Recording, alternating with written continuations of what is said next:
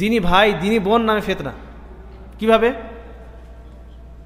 শুরুটা যখন হয় তখন খুব খুলুসিয়াতের সাথে সম্পর্ক, সে আমার দিনী বোন, সে আমার দিনী ভাই, তার সাথে আমি এই জন্য সম্পর্ক রেখেছি তাকে যদি আমার দ্বারাতে হিদায়াত পেয়ে যায়, ইসলামের সঠিকটা তার কাছে পৌঁছে দেব, কোনো শেখের ভিডিও তাকে পাঠাবো, সেন্ড করব, বা কোনো আর্টিকেল, কোনো শেখের লিখনি কিছু তাকে পাঠাবো।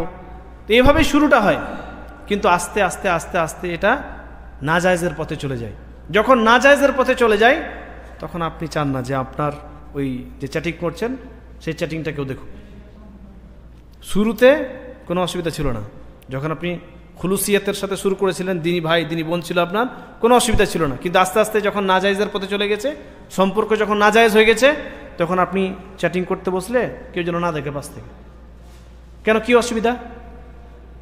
আপনি তার সাথে যদি সম্পর্ক রেখেছেন এজন্য যে আপনি শেখদের ভিডিও পাঠাবেন বা ইসলামিক কোনো কিছু কথা বলবেন, ভয়েস দিবেন, তো সেটা শোনাতে অসুবিধা কি, দেখাতে অসুবিধা কি? তার মানে এটা নাজায়েজে পরিণত হয়ে গেছে। মানে নেকি অর্জন করতে করতে আপনি গুনাহের কাজে যুক্ত হয়ে গেছেন। তো আপনি তখন আর চান না যে আপনার টেক্সট, আপনার চ্যাটিং করা কেউ দেখে নেক। কেন? কেন, কি কারণে? কারণ ওতে গুনাহের কিছু আছে, কিছু এমন জিনিস আছে যেটা ইসলামের সাথে যায় না। আপনি যখন বলছেন যে আমি তার সাথে সম্পর্ক রেখেছি, দিনী বোন আমার, দিনী ভাই আমার, ইসলামী কিছু আমি তাকে শেয়ার করি, তো শোনাতে অসুবিধা কি? অন্য মানুষকে কোনো ভয়েস পাঠিয়েছে, সেই ভয়েসের আপনি রিপ্লাই দিয়েছেন, আপনিও ভয়েস পাঠিয়েছেন, তো আপনার ভয়েসটা অন্য কাউকে শোনাতে অসুবিধা কি? কিন্তু আপনি চান না। তো এইটাই হচ্ছে গুনাহের একটা লক্ষণ, যে আপনি চান না যে আপনি যে কাজটি করছেন সেটা কেউ দেখুক।